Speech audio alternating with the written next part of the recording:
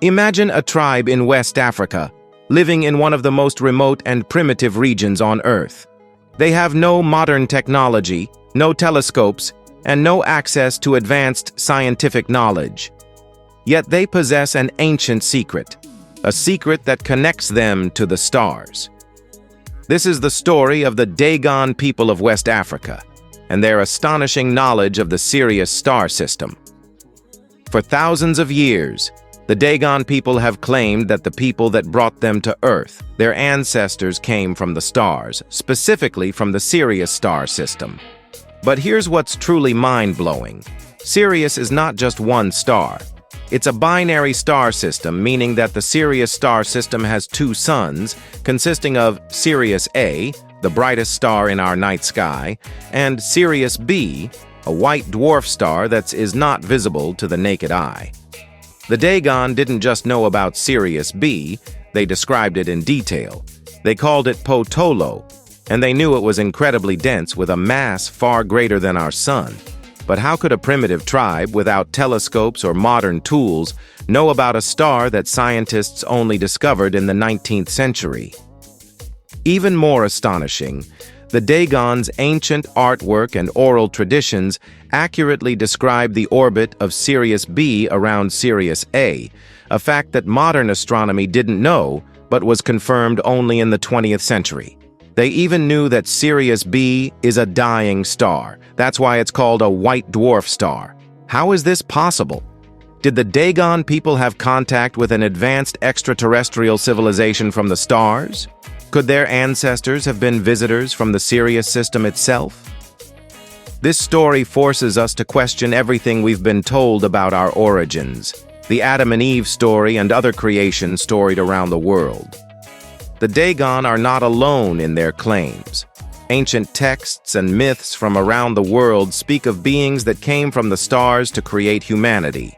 Take the more pronounced case of the Anunnaki, for example. According to Mesopotamian mythology, these gods came to Earth and genetically engineered humans.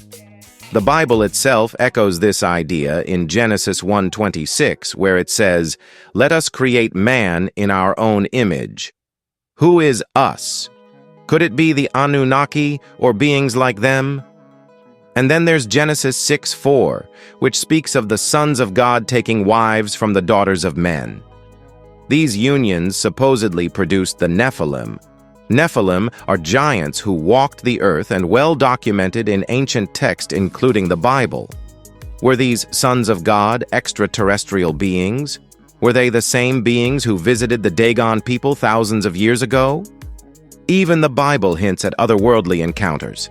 In 2 Kings 2:11, as they were walking along and talking together, Elijah and his servant Elisha, suddenly a chariot of fire and horses of fire appeared and separated the two of them, and Elijah went up to heaven in a whirlwind. Prophet Enoch is taken up to heaven in a chariot of fire. Could this have been now what today we call a flying saucer or UFO, unidentified flying object? Enoch 7:1-6 describes celestial beings interacting with humans, further concealing the line between myth and reality. So what is reality? Are we the product of an advanced extraterrestrial civilization from the stars? Did beings from Sirius or Nibiru create us in their image? Or are we living in a matrix, a simulation designed by intelligence far beyond our understanding? The Dogon people's knowledge of Sirius challenges everything we think we know about our origins. It forces us to ask, what is the meaning and purpose of this life? Who are we? Where did we come from? And why are we here? Where are we going after this life when our consciousness exits the body? Or are we spiritual beings having an earthly experience? Key points to emphasize: the Dogon people's ancient knowledge of Sirius A and Sirius B, their accurate descriptions of Sirius B's mass and orbit without telescopes. The connection to the Anunnaki and biblical creation stories, Genesis 1:26, Genesis 6:4. Enoch's chariot of fire as a potential UFO, 2 Kings 2:11, Enoch 7:1-6. A thought-provoking closing question about the nature of reality and our origins. This script is designed to captivate your audience with a mix of ancient mysteries, scientific intrigue, and existential questions.